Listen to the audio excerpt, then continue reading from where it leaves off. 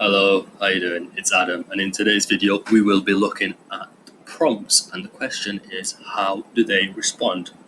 Now, just a bit of background information. If you haven't watched the video on factors affecting dialogue and the video on dialogue styles, I would totally recommend checking them out first and also completing the worksheets associated with them, purely because when you get to this video it will be really helpful to have done the previous ones. But if you have done that, we can totally crack on.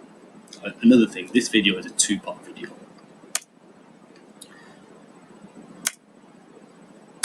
So, how would a character respond? Now, to look into that question, what we've got to look at is, what is a prompt? Prompt is an event causing an action or a feeling, according to the dictionary. And from that could mean anything. So an event could be, say, asking your boss for a pay rise. I've been talking about plays too much.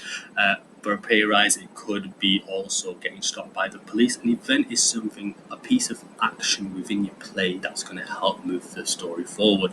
Now, what you've got to remember is your characters will all respond differently, and in the further slides that we're going to go through, we'll look at why they might respond differently, on what it might be dependent on.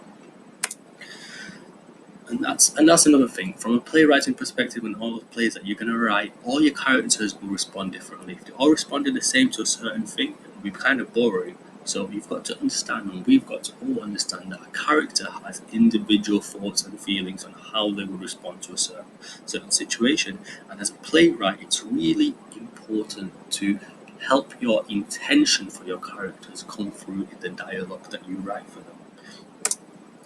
As John York, who writes in his book Into the Woods, every utterance is at some level an expression of intent. So really, when you write something, it's really important to make sure that everything you write is helping the audience understand your characters and your story a little bit better. Now, how a character might respond differently will be dependent on certain things. You've got your situation. So if we use the example of being stopped by the police for driving too quick, that's your situation. Another situation is asking your boss for a pay rise. There's a reason I'm bringing these two examples in. And context. Now, context might be, say, you're rushing because you're late for a hospital appointment. Or context might be that you got stopped by the police because you were driving too quickly because you were joyriding. Those are different contexts. Existing relationships. Now, do the characters who are having dialogue together, do they have a previous relationship or not?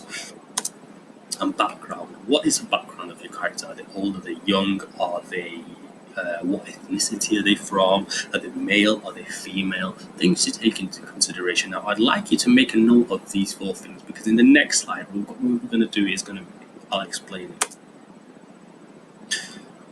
So what I'm going to do is I'm going to read through this, and once I've read through this piece, forgive my voiceover work, but please stop the video and then work through the list that you've made from the previous slide, and then make notes on it, and then we're going to go through it in the next slide.